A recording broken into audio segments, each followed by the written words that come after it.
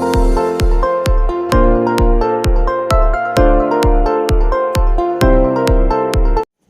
बच्चे, स्वागत है आपका लॉजिक एक्सपर्ट टीम चैनल में।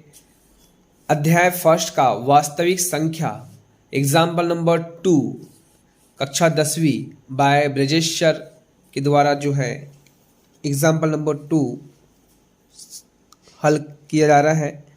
तो देखिए, दर्शाइए कि प्रत्येक धनात्मक सम पूर्णांक 2 क्यूब के रूप का होता है तथा प्रत्येक धनात्मक विषम पूर्णांक 2 क्यूब प्लस 1 के रूप का होता है, जहां क्यूब कोई पूर्णांक है।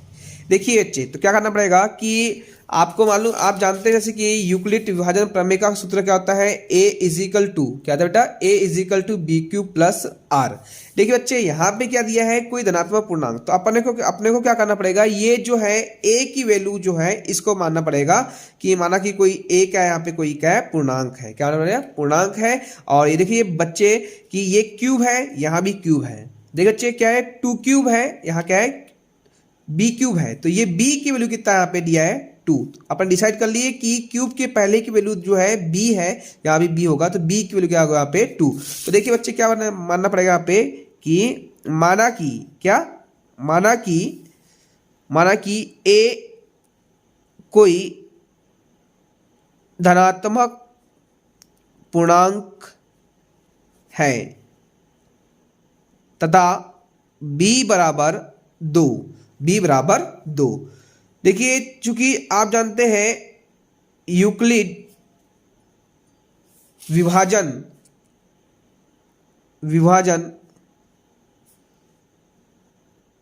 प्रमेय का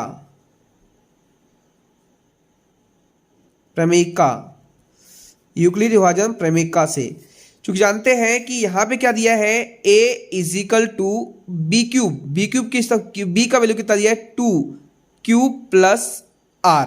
यहाँ पे r का वैल्यू जो है बड़ा होगा और बराबर होगा किसके, 0 के, और r का वैल्यू हमेशा क्या होगा, b के वैल्यू से छोटा। आप देख पा रहे हैं यहाँ पे r का वैल्यू जो है हमेशा छोटा है किससे, b से।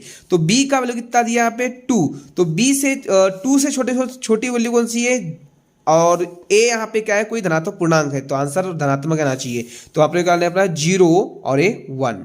माइनस में वैल्यू नहीं लेंगे क्योंकि यहाँ पे धनात्मक पूर्णांक की बात कर रहे हैं। तो जो है b का वैल्यू क्या है, 2 से छोटी वैल्यू कौन सी है, 0 और 1।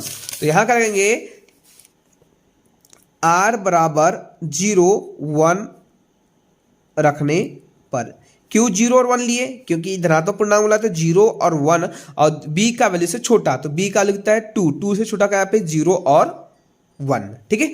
देखिए बच्चे क्या लिखना पड़ेगा, जब r बराबर 0, पहले आप r का वैल्यू क्या है, 0 रखने पर, बारी बारी से ले लो, एक बार 0 ले लो फिर 1 ले लेंगे। ठीक है।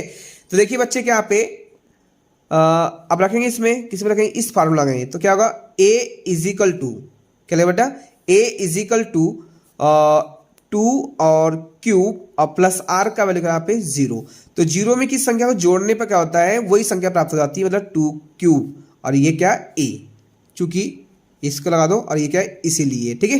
तो देखिए चूंकि में क्या दिया है, 2 a इजिकल टू, यहाँ पे रख दिया अपन 0। अब देखिए बच्चे क्या है यहाँ पे कि यहाँ पे यदि मैं क्यूब का वैल्यू जो है एक विषम संख्या रखता हूँ, सबको विषम संख्या मतलब 1 रखो, 3 रखो, 5 रखो, 7 रखो, कोई भी रख सकते। तो 2 और a का वैल्यू सपोज मैंने क्या किया, 3 एक है विषम संख्या, 2 या 6, ये क्या है, एक सम संख्या प्राप्त हुई। यदि मैंने 2 और ये क्यूब के प्लेस पर मैंने कोई भी वैल्यू रख लो, आप जैसे सम संख्या रखा सपोज मैंने, तो 2 4 6 8 रख दिया मैं, सपोज 8 कितना हो गया बेटा यहाँ पे 16।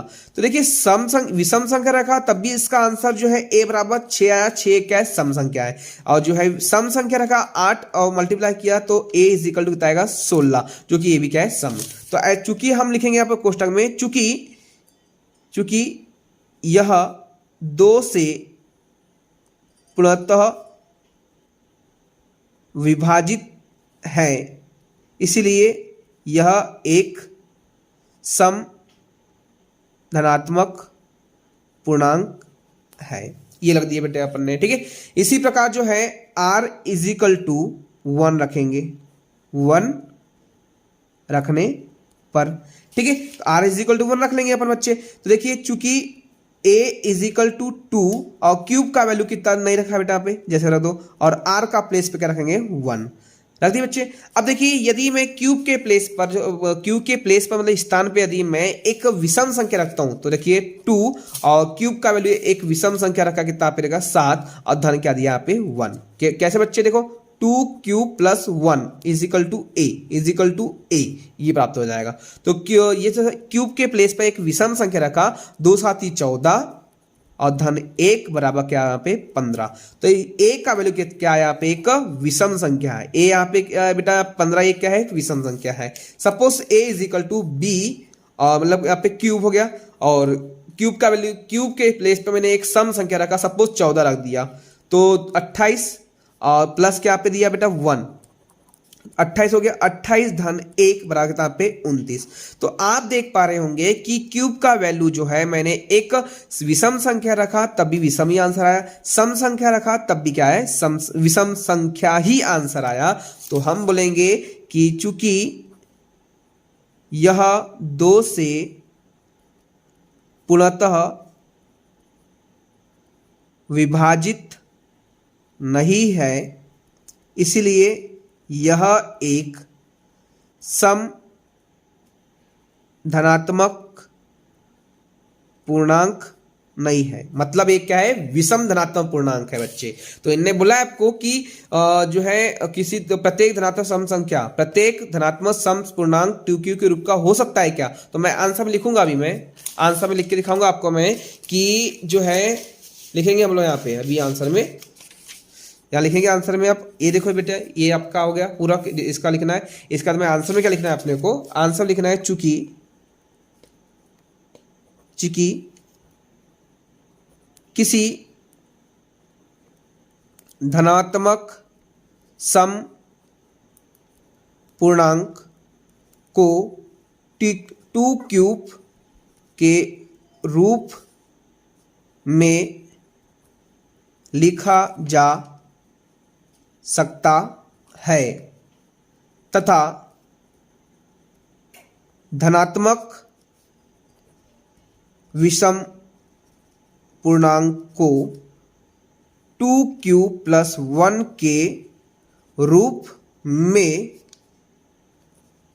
लिखा जा सकता है। लिखना है इति सिद्धम। बेटा यहाँ पे इस सवाल में जो है 2 क्वेश्चन ऐड कर दिया गया है। क्या है, दर्शाइए कि प्रत्येक धनात्मक सम पूर्णांक को 2 क्यूब के रूप में लिखा जा सकता है। तो आपका आंसर यहीं तक लिखना है जब ये क्वेश्चन यहाँ तक आया। तो यदि इसके बाद में और क्वेश्चन ऐड कर दिया इसमें, प्रत्येक धनात्मक विषम पूर्णांक के रूप में लिखा जा सकता है क्या, तो इसके आगे ये भी आ गया। ठीक है बच्चे, तो देखिए आपको यदि एक भी सवाल आया तो आपको इतना बनाना पड़ेगा, और दोनों सवालों को ऐड करें तभी इतना ही बनाना पड़ेगा। बस आंसर लिखने का तरीका आपको जो है यहाँ तक लिखना है, जब 2 क्यूब के रूप में आएगा और +1 कर देगा तो पूरा लिखना पड़ेगा यहाँ तक बच्चे। ठीक है, तो थैंक यू बच्चे आप वीडियो देखने के लिए। आप इसी प्रकार जो है मेरे चैनल के साथ बने रहें और आपकी पूरी जानकारी स्पष्ट रूप से मैं आपको समझा सकूँ। और नेक्स्ट वीडियो के साथ मिलते हैं। धन्यवाद।